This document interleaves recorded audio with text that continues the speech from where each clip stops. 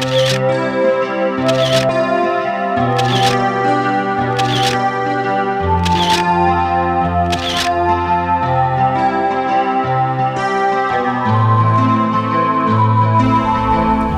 you like to know which boulangerie, which is the French word for bakery, won first prize this year for making the best baguette in Paris?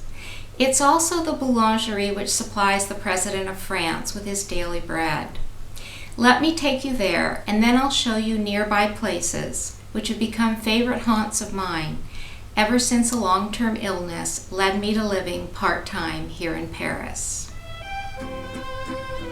Looking back, I can see that I possessed keen radar for food from an early age. When I was only 8 years old, visiting Denmark with my family and reveling in the Danish pastries at breakfast, the delicious butter stopped me in my tracks. I remember thinking, wow, I've never tasted butter this delicious before. Now, when I was 8 years old, my family and I were living in Egypt, where our butter was made from gamusa or water buffalo milk.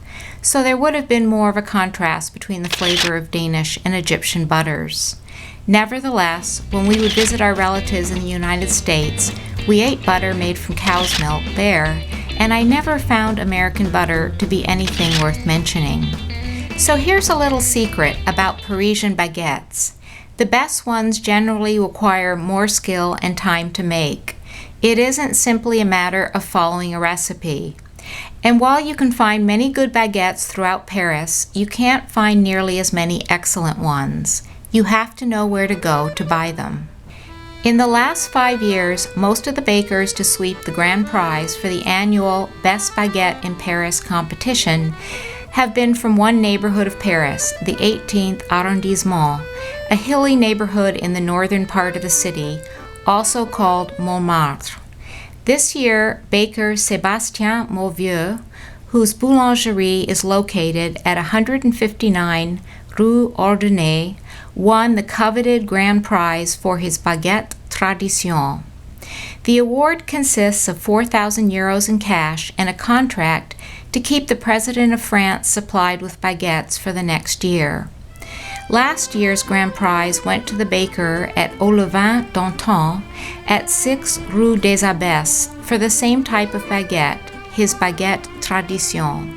By law, a baguette tradition, which would be pronounced baguette tradition in English, can only contain 4 ingredients: flour, leavening, water, and salt. When you bite into an excellent baguette tradition, you'll hear a crunch, even though the crust isn't thick. Some people think that the crust tastes a little bit like caramel. The crisp exterior soon yields to a soft, moist interior, which sings with a slightly tangy flavor from the fermentation process, such as from a sourdough starter used to make the bread dough rise. French baguettes don't usually last nearly as long as my sandwich bread at home in Seattle because they don't contain as many chemicals and preservatives. Between this difference and because French baguettes generally have lower levels of gluten than American breads, I'm happily able to eat much more bread in Paris without triggering my usual digestive problems. When I visit either of these bakeries, I enjoy wandering around the picturesque hilly streets and staircases in the neighborhood. Although the front of the famous Basilica of Sacré-Cœur and certain streets pulse with tourists, I needn't go far to explore the neighborhood in peace and quiet. I particularly enjoy meandering around the streets behind Sacré-Cœur, especially Rue de Chevalier de la Barre, where occasionally I'm lucky enough to see a man named Mr. Paolo Provenzano doing improvisational dancing on the streets in his tuxedo. The staircase on that street is often filmed for movies such as Woody Allen's Midnight in Paris.